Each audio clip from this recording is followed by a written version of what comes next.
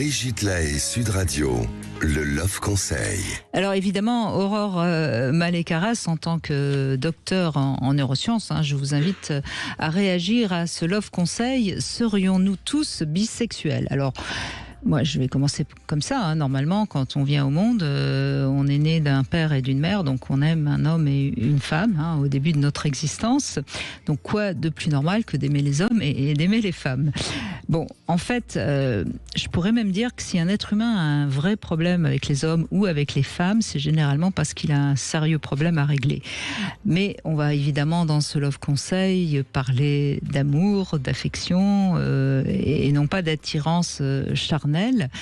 Parce que le terme bisexuel, en général, en tout cas aujourd'hui, dans le langage courant, ça indique un désir sexuel pour les deux sexes. Vous êtes d'accord à peu près avec ça ? Oui. Bon, donc c'est pas si fréquent. Normalement, pour l'instant, la norme, c'est plutôt l'hétérosexualité. Même si évidemment on accepte beaucoup mieux et tant mieux aujourd'hui l'homosexualité, mais elle existe de toute façon depuis toujours aussi. On est d'accord là-dessus. D'ailleurs, je crois qu'elle existe aussi dans le monde animal. Exactement. Bon. Alors, qu'est-ce que ça veut dire ? Ça veut dire que normalement, une personne qui se dit bisexuelle, c'est une personne qui aurait des désirs sexuels pour les deux sexes.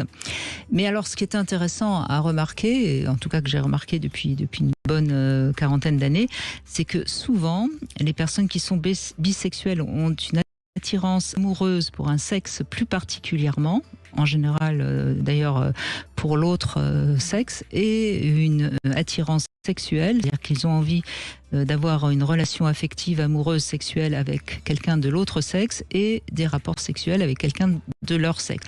Alors, ça ne veut pas dire que c'est tout le temps comme ça, mais c'est quand même la majorité. Vous êtes d'accord avec ça aussi ?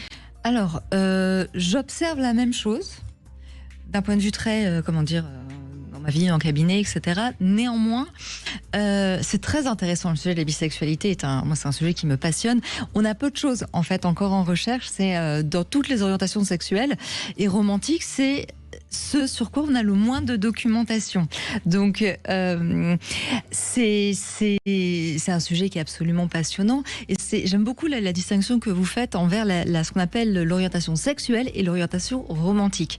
Et oui, évidemment, il y a une différence entre les deux. Et quand on va aller gratter un tout petit peu, les rares études qui ont fait ça ont montré qu'il va y avoir vraiment des différences. Et vous avez très très bien dit au départ, on se construit en général avec des personnes autour de nous c'est mieux d'ailleurs, des deux genres, des deux sexes et des deux genres, et donc du coup on voit que dans le développement de l'enfant, au départ l'orientation sexuelle ou romantique, parce que d'abord les enfants ont plus d'orientation romantique, vont pas être un petit peu aveugles sur la question de c'est un garçon, c'est une fille, on s'en fiche un petit peu, c'est plus la personne qui va les attirer, si la personne est gentille, rigolote, charismatique. Oui, vous avez raison, et ça peut être le parent, mais ça peut être le grand-père, la grand-mère, l'oncle, un camarade de classe ou une camarade de classe. Absolument. Voilà.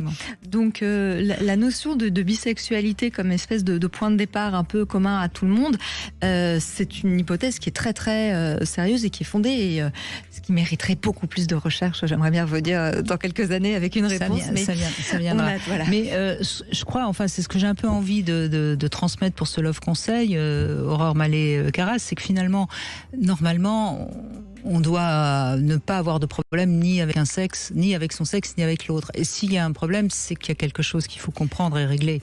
Ça peut être le cas, oui. C'est juste ça. C'est un vrai problème, une vraie aversion très... Et d'ailleurs, on voit, je pense notamment aux femmes qui ont subi des abus sexuels dans l'enfance, qui deviennent lesbiennes, et en fait c'est à cause des abus qu'elles deviennent lesbiennes, ce qui ne veut pas dire qu'elles n'auraient pas eu une attirance pour les femmes, mais si elles rejettent autant les hommes, c'est parce qu'elles ont subi un traumatisme fort par rapport à un homme. Alors ça, c'est ce que vous montrez certaines statistiques, et moi j'aime bien justement parler parce que ça, c'est des questions qui reviennent beaucoup. Je travaille beaucoup avec des personnes qui sont victimes de violences sexuelles, et je vais avoir beaucoup de personnes homosexuelles, hommes et femmes, qui vont me poser cette question.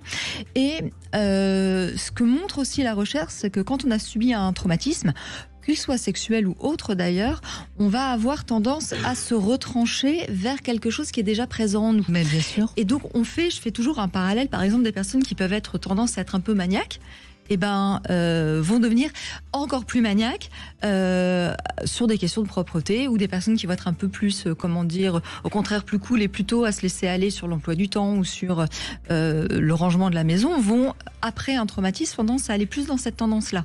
Donc c'est important de montrer aussi que ce que peut faire dans ce cas le traumatisme, ça n'est pas créer quelque chose, mais pousser vers quelque chose qui était déjà présent au départ, parce que, pour le coup, là, d'un point de vue naturel, la bisexualité est tout à fait naturelle.